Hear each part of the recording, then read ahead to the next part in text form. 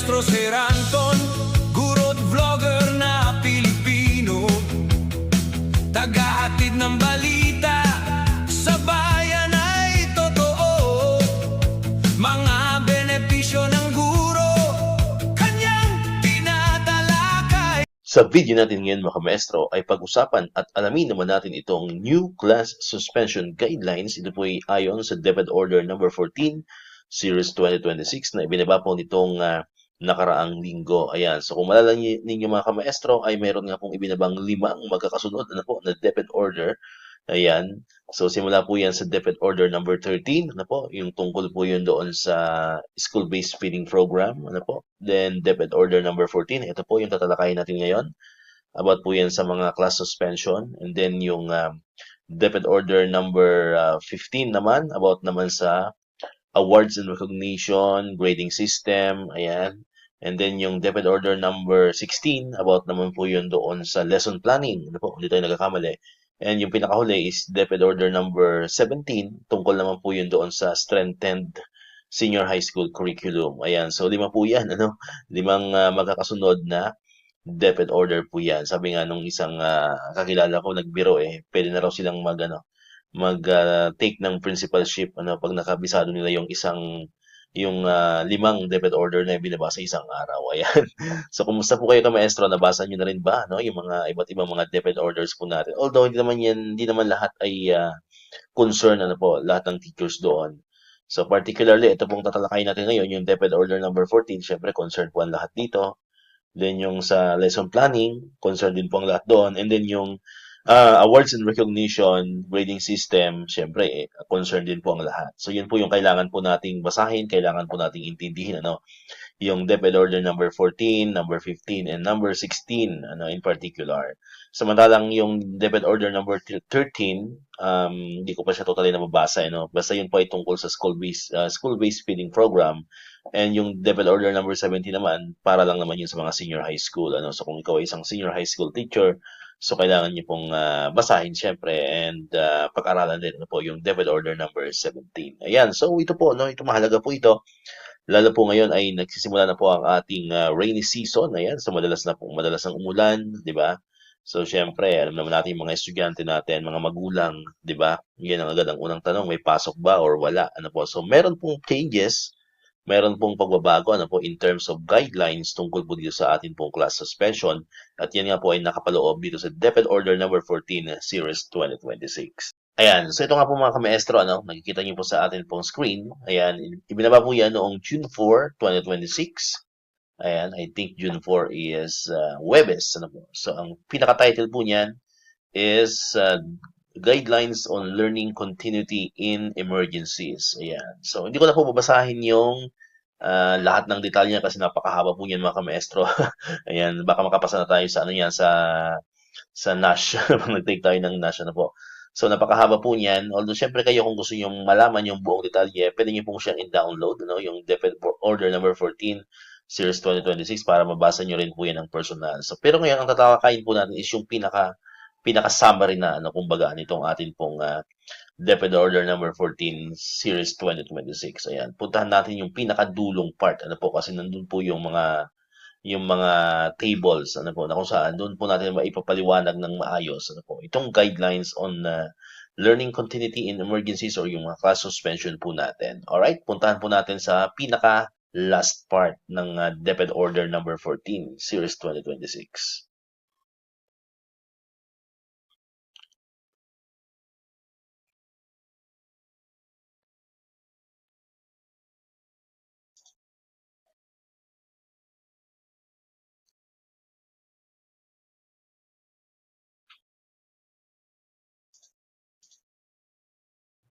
Ayan. So, actually, hindi naman siya pinakadulo, mga kamaestro. Nandito siya sa page 28 magsisimula. Yung Annex A, Learning Continuity Matrix for Emergencies and Hazard in accordance with DepEd Order No. 22 Series 2024. Ayan. Diyan niyo po yan makikita mga kamaestro.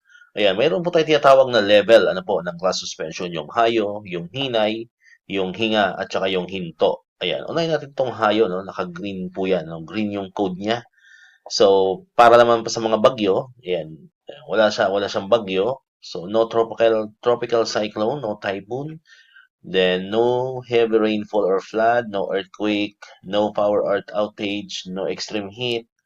Ayan, kumbaga ito ay normal, as in normal po yung pangyayari sa ating kapaligiran. Ayan, so yan po yung tinatawag na hayo. Ano po mga kamaestro? Ibig sabihin ay tuloy-tuloy po ang pag-aaral ng ating mga estudyante.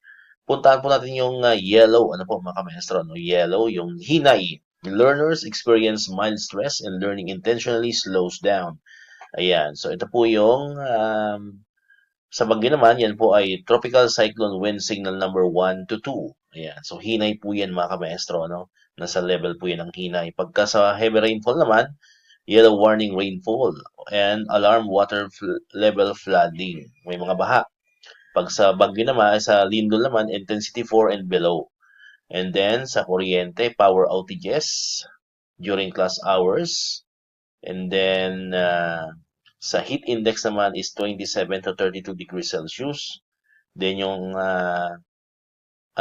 quality of volcanic fog, ayan, unhealthy. Ayan, orange ang level niya po at red. Samantalang for human-induced incidents, ayan, transportation strikes. Pag may mga strikes, so level po siya as hinay. Incidents as specified by the crisis management. And then, other hazards, ayan, potential viral bacteria or outbreak, state of national emergency, official declaration of emergency by the national and local government authorities. So yan po yung sa hinay, ano po mga kamaestro. So ito yung madalas natin tatandaan dyan, ano, yung signal ng bagyo, no? Signal number 1 and 2 nasa hinay po yan. Sa sa rainfall warning naman po, yan po ay yellow warning rainfall. Ayan. Then puntahan natin tong hinga. Ano po? So, hinga, learners experience heightened stress and academic demands are heavily reduced. Ayan. Sa Baguio naman, yan po ay signal number 3. Ano po, mga maestro, yung hinga. Sa heavy rainfall naman, yan po ay orange warning. Ayan, critical level sa mga flooding naman. Sa Lindol naman po ay intensity 5. Sa power outages naman po is 2 to 3 days na walang kuryente. So, hinga na po yan, ang level niyan. Then, extreme heat condition, so 33 to 41 degrees Celsius, ano po sa heat index. Sa volcanic fog naman po, ang level naman po ay purple. Ayan. So, for the human-induced incidents, ayan, may mga bomb threats, incidents as specified by the Crisis Management Committee. And yan, sa other hazards naman and emergencies, actual viral bacterial outbreaks, then official declaration of emergency of the national or local government authorities. Pagdating naman sa hinto, ibig sabihin, stop, as in totally, wala talagang pasok. Ano po? Learners, safety, and basic needs are at risk and academic learning is halted completely. So, pag sa Baguio, yan po ay signal number 4. Sa rainfall warning naman ay red warning. Ayan. And then, critical na po ang water levels sa flooding. Intensity 6 and above, ano po, sa Lindol. Sa power outages naman ay 4 or more days. So, automatic wala na pong pasok yan kapag 4 na araw nang walang kuryente.